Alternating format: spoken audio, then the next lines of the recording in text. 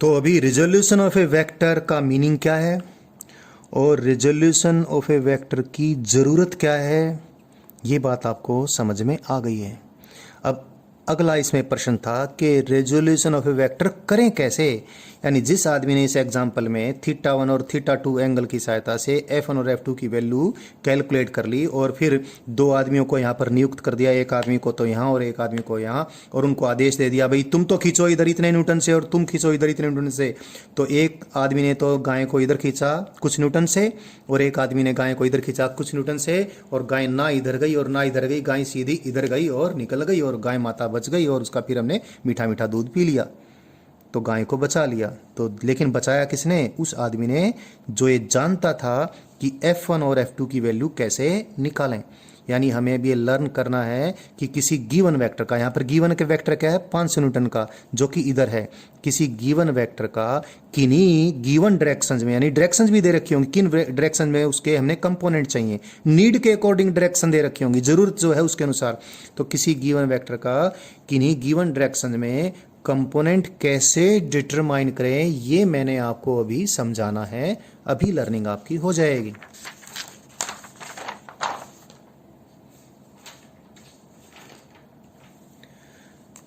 पहले तो एक चीज आप देख लें, रेजोल्यूशन किसी वेक्टर का हम करें, पहले मैं आपको two components of A vector find out करना सिखाऊंगा। किसी वेक्टर को हम जब रिजोल्व करेंगे तो नीड के अकॉर्डिंग रिजोल्व करेंगे, और जितने भी कंपोनेंट वेक्टर बनेंगे, चाहे ज़रूरत के अनुसार 2 निकालने हो, चाहे 3 निकालने हो, चाहे 5 निकालने हो, जितने भी कंपोनेंट वेक्टर्स बनेंगे वो कंपोनेंट वेक्टर्स ऐसे होंगे कि उनका इफेक्ट मिलके, कंबाइंड इफेक्ट मिलके किसके बराबर बैठना चाहिए? गिवन वेक्टर के बराबर बैठना चाहिए। हालांकि मैं कई कंपोनेंट्स की बात किया हूं, लेकिन आप धीरे धीरे देखना हमें रेक्टेंगुलर कंपोनेंट ही काम आने वाले हैं, और रेक्टेंगुलर कंपोनेंट अधिक से अधिक 3 होंगे, या तो 2 होंगे या 3 होंगे। पहले एक सिंपल सी लर्निंग करें। सिंपल सी लर्निंग ये करें कि कोई वेक्टर है, सपोज किसी वेक्टर के मैंने 2 कंपोनेंट बनाने, मेरे पास कुछ सामान है जिससे मैंने अभी कई चीज़ें बतानी हैं, पहले से मैंने रख के रखी हैं अपने पास। किसी वेक्टर के मुझे 2 कंपोनेंट बनाने हैं, एक इधर और एक इधर। तो जो भी कुछ हो, अगर 2 ही कंपोनेंट बनाने हैं, 2 कंपोनेंट तो हमेशा एक ही प्लेन में होंगे, और कंपोनेंट का मीनिंग ये है कि उन दोनों ने मिलके उतना ही इफेक्ट बनाना है जितना कि गिवन वेक्टर का है। मतलब कंपोनेंट वेक्टर्स का रिजल्टेंट क्या होगा? जो कि गिवन वेक्टर है। ये बात आपको अच्छे से समझ में आ गई होगी। कंपोनेंट वेक्टर्स वो होंगे जो आपस में मिलके उतना ही प्रभाव उत्पन्न करें जितना कि गिवन वेक्टर है। इसका मायना कंपोनेंट वेक्टर्स का रिजल्टेंट कितना होगा? जितना कि गिवन वेक्टर है। लेकिन अभी हमें रिजल्टेंट नहीं निकालना, हमने उल्टा करना है। क्या? रिजल्टेंट तो पहले ही दे रखा है, यानी गिवन वेक्टर तो पहले ही दे रखा है, हमने टुकड़े यानी कंपोनेंट निकालने हैं। लेकिन यहां पर जो मैं बात बताना चाह रहा हूं ध्यान से देखें, अगर मुझे 2 ही कंपोनेंट निकालने हैं किसी वेक्टर के, तो ये वेक्टर इधर नहीं हो सकता है, क्योंकि इन 2 कंपोनेंट्स का रिजल्टेंट तो इधर होगा। इन 2 कंपोनेंट वेक्टर्स का तो रिजल्टेंट इधर होगा।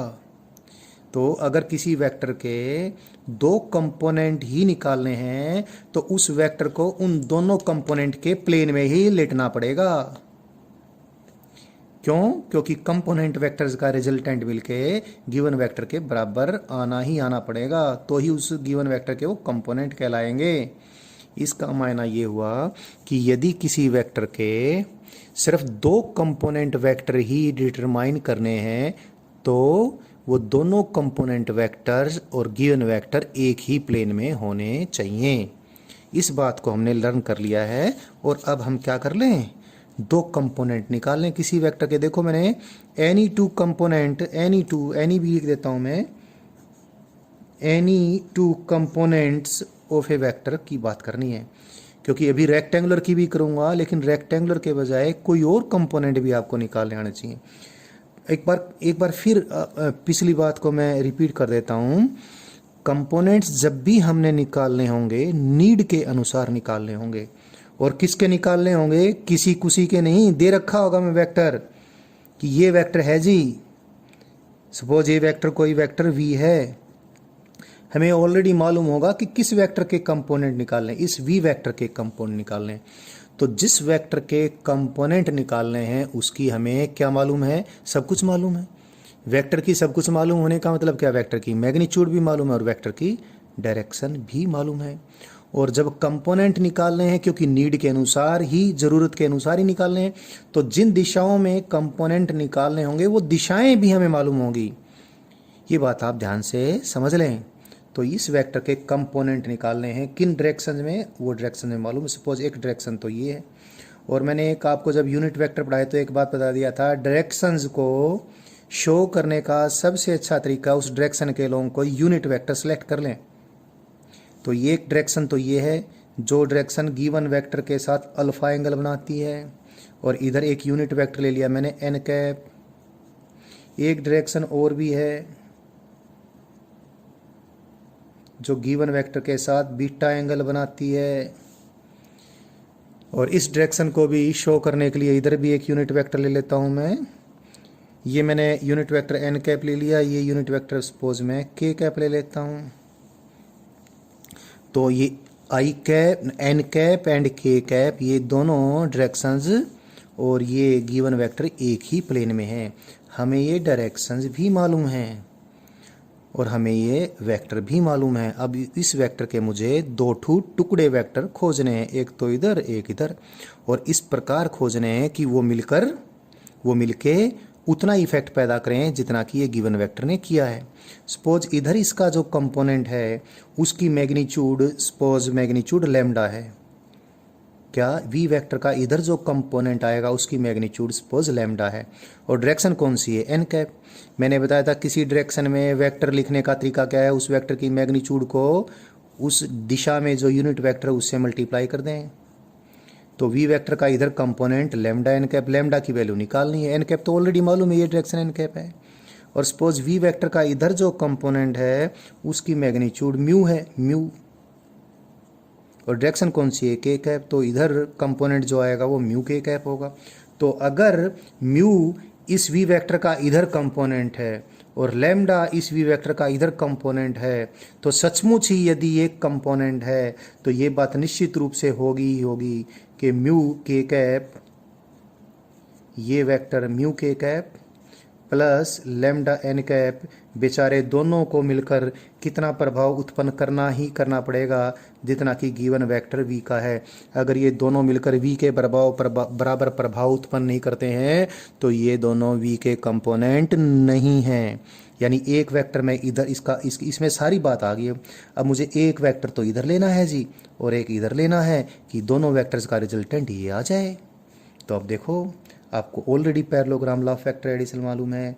मैं ये इसकी टिप से इसके पैरेलल एक लाइन ड्रा कर देता हूँ,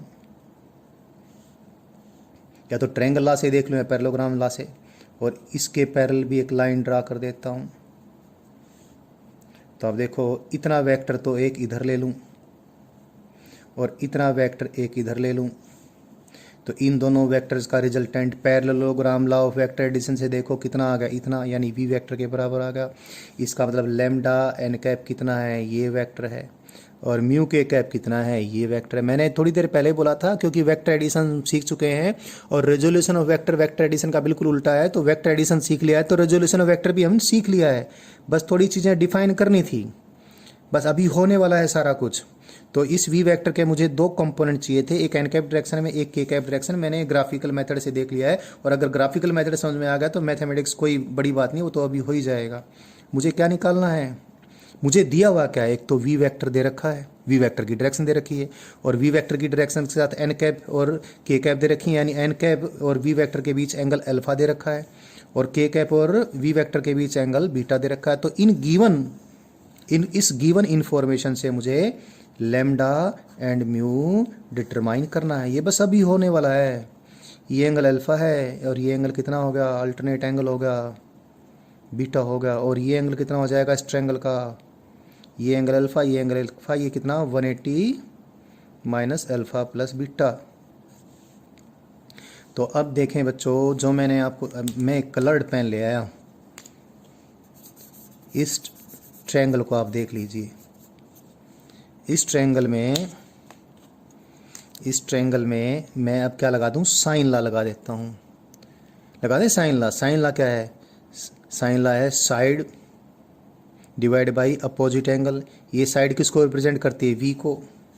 सो v divide by opposite angle. इसके वी के अपोजिट एंगल क्या है? ये sine of pi minus alpha plus beta is equal to, दूसरी साइड, ये साइड देखो, ये साइड किसको रिप्रेजेंट करती है? लैम्डा एन कैप की मैग्नीट्यूड को। So it is lambda divide by इसके अपोजिट एंगल क्या है? बीटा, साइन बीटा, इसका साइन इज इक्वल टू, तीसरी साइड देखो, ये म्यू के कैप है तो ये भी तो म्यू के कैप है, इतना ही बड़ा तो ये है, पैरेललोग्राम तो है ये। सो इस ट्रायंगल की अब ये साइड देखें, ये साइड किसको रिप्रेजेंट करती है? म्यू की मैग्नीट्यूड को, डिवाइड बाई इसके सामने जो एंगल है उसका साइन, साइन अल्फा। देख लिया, आ गया आपका।